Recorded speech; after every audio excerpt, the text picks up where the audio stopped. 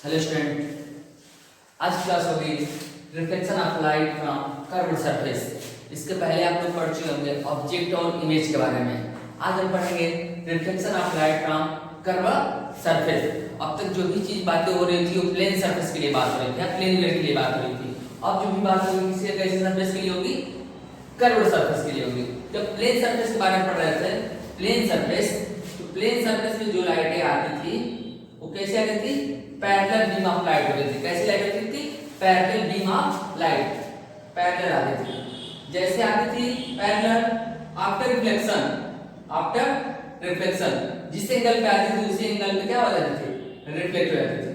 ये लाइटें क्या कहलाती हैं, parallel beam of light. Beam of light, लाइटों क्या होना चाहिए, कॉम्बिनेंस, लाइटों क्या ग्रुप, लाइटों का ग्रुप होता है उसको क्या बोलते हैं, बीम ऑफ लाइट। तो पैरेलल बीम ऑफ लाइट में जो लाइटें होंगी एक दूसरे से कैसे होंगी, पैरेलल होंगी, मतलब इक्वल डिस्टेंसेस पे होंगी। आई बस में एक होता है कन्वर्जेंट बीम, कन्वर्जेंट से जो भी लाइटें आती हैं पैरेलल बीम ऑफ लाइट एक प्लेस पे क्या होती है, रिफ्लेक्शन के बाद क्या होती है, कन्वर्ज होती है। उसको हम क्या बोलते हैं, कन्वर्जेंट ऑफ लाइट। इसको क्या बोलते हैं, कन्वर्जेंट, क्या बोलते हैं, कन्वर्जेंट, कन्वर्जेंट ऑफ लाइट। और कुछ लाइट क्या होती है, एक प्लेस से क्या होती है, आफ्टर रिफ्लेक्शन निकल जाते हैं, दूर चले जाते हैं सर। इसको क्या बोलते हैं, डाइवर्जेंट, डाइवर्जेंट ऑफ लाइट। ये कैसा था, पैरेलल बीम। अब सुना, अब हम क्या पढ़ेंगे, रिफ्लेक्शन ऑफ लाइट। रिफ्लेक्शन के बारे में पढ़ना ही है, लेकिन कैसे सरफेस होना चाहिए, कर्व सरफेस होना चाहिए। आई बात समझ ना, कर्व सरफेस के लिए होगा।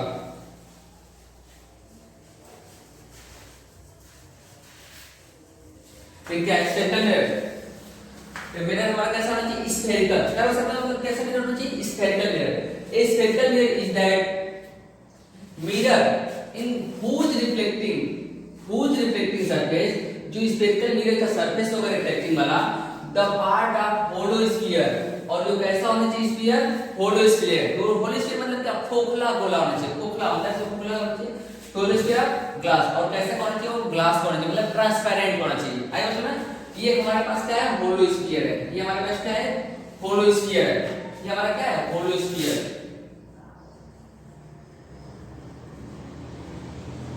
ये हमारा क्या, होलो स्फीयर। और उसका रिफ्लेक्टिव सरफेस क्या रहना चाहिए, कर्व होना चाहिए। जब होलो स्फीयर को कट करेंगे इसको दो पार्ट में, तो एक पार्ट इसका ऐसे दिखाई देगा और एक पार्ट कैसे दिखाई देगा, ऐसे दिखाई देगा। ऐसा ना, ये हमारा कैसा है, कर्व सरफेस है। ये हमारा कैसा सरफेस होगा, कर्व सरफेस। जब इसके आउटर पार्ट पे कोटिंग कर देंगे सिल्वर की, सिल्वर कोटिंग करते हैं आउटर पार्ट पे, प्रोटेक्टेड बाय पेंट, ठीक है। जो इसका रिफ्लेक्शन होगा इनर पार्ट से होगा। इनर पार्ट मतलब क्या, बैंड वाले पार्ट से होगा। बैंड पार्ट से होगा तो उसको बोलेंगे कनकेव है, कनकेव मिरर। और जब इसके इनर पार्ट पे क्या करते हैं, कोटिंग कर देंगे, और जो इसका रिफ्लेक्शन होगा वो आउटर सरफेस से होगा। आउटर मतलब क्या, बल्किंग साइड, ये बल्किंग साइड से,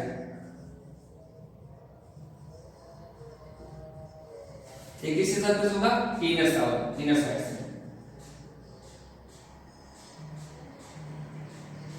इनर साइड से होगा। ये कौन सा होगा हमारा, कन्वेक्स मिरर। आई बता ना, स्फेरिकल मिरर टू टाइप्स के होते हैं। एक होता है कनकेव मिरर, एक होता है कन्वेक्स मिरर। जिसका रिफ्लेक्शन आउटर सरफेस से होगा, आउटर सरफेस मतलब क्या, बल्किंग साइड, उसको क्या बोलेंगे, कन्वेक्स मिरर। जिस मिरर का जो स्फेरिकल मिरर होगा जिसका रिफ्लेक्शन होगा इनर सरफेस से, बेंडिंग सरफेस से, उसको हम क्या बोलेंगे, कनकेव मिरर। कनकेव मींस क्या होता है, गुफा। केव मींस गुफा, जो अंदर की तरफ होगा वो हमारा कहलाएगा क्या, कनकेव मिरर। जो बाहर की तरफ होगा आउटर सरफेस से होगा उसको क्या बोलेंगे, उसको बोलेंगे कन्वेक्स मिरर। मिरर हमारे टू टाइप्स के होंगे। जो स्फेरिकल मिरर होगा हमारे कैसे होंगे, कितने टाइप्स होंगे, टू टाइप्स के।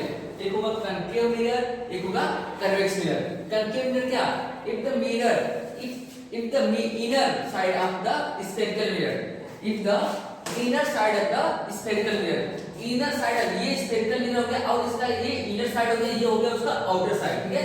If the inner side of the spherical mirror is reflecting, reflecting कहां होगा, रिफ्लेक्टिंग सरफेस कहां होगा, उसका इनर होगा, ऐसे होगा अंदर साइड में होगा, it is called a concave mirror.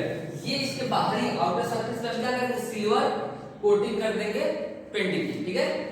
ये हो गया हमारा कौन सा mirror, concave mirror. Convex mirror क्या होगा, if the outer side the spherical mirror is reflecting, इसका कौन साइड रिफ्लेक्शन का होगा, आउटर साइड। ये जो रिफ्लेक्शन का पार्ट होगा, ये रिफ्लेक्शन होगा, ये इसके आउटर साइड से होगा, ये रिफ्लेक्टिंग सरफेस होगा, किसका होगा, कन्वेक्स मिरर का।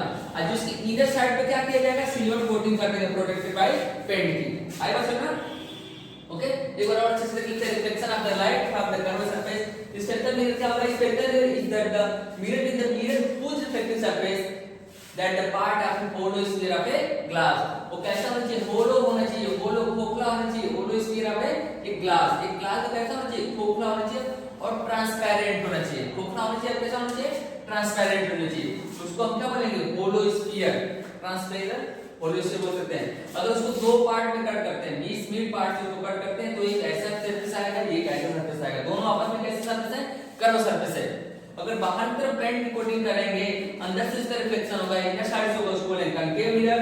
अगर अंदर की साइड में उसका कोटिंग करते हैं और आउटर साइड से रिफ्लेक्शन होगा, उसको बोलेंगे कन्वेक्स मिरर, ठीक है। तो स्फेरिकल मिरर कितने टाइप्स होंगे, 2 टाइप्स के, एक होगा कनकेव मिरर, एक होगा कन्वेक्स मिरर। आई बात समझ में ना।